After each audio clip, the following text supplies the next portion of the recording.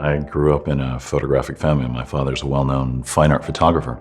There were always photographs around, and people were always using cameras, so it just seemed to be a natural thing for me. My father and I are both mystics at heart, and so we're very much influenced by other sacred traditions and those ideas and that sensibility, that way of relating to nature. So I think that the primary response to nature is coming from a shared core. But at the same time, he makes straight black and white analog prints, and I make altered color digital prints. And people either see the similarity very quickly, or they say they're worlds apart. And to some degree, both are true. When many people think of Jean-Paul-Caponigro, they often think of visionary landscapes with impossible symmetries, floating stones, magical light effects. I'm very much influenced by primal traditions, and I'm interested in a dreamlike sensibility to show an internal response to the world at the same time that I'm focusing the lens on the external world.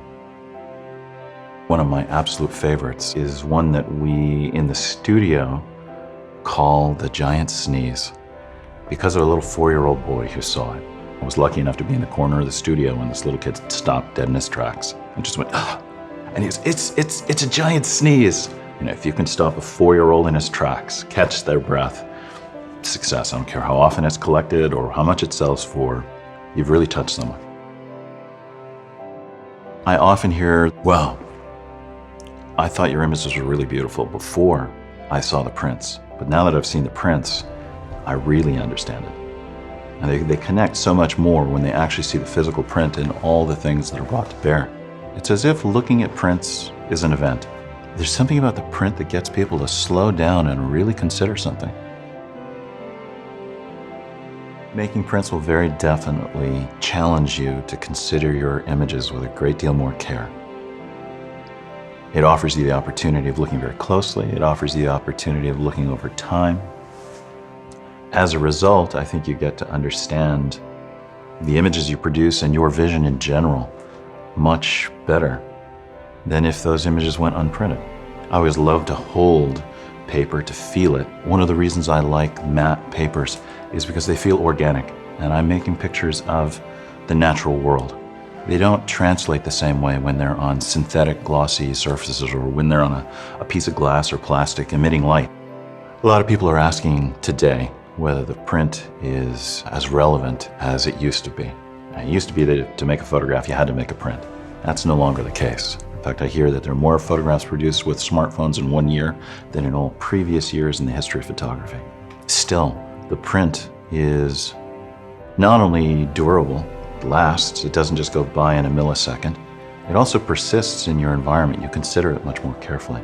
And I think in taking the care to make a fine print, you come to understand the image and your vision much more deeply, much more clearly. A lot of people ask what makes a photograph collectible. In terms of fine art printmaking, I'm not sure anything could be more important than quality. I often like to say that it's that last 5% in quality that separates the great prints from the good prints. Epson has led the charge on digital print quality for the entire industry. It really has expanded new possibilities, brighter colors, colors that last a long time, blacker blacks. The new Epson ink technology gives me great confidence that what I produce today will be here tomorrow, long after I'm here. And that's extremely important for the fine art legacy that I'm leaving behind, that my collectors are securing. If someone asks me how I'd like to be remembered, I'd like to be remembered as a contributor to the medium of photography, to the communities that I participate in, and to the planet. One of the ways that I can do that is leaving behind a legacy, images and prints.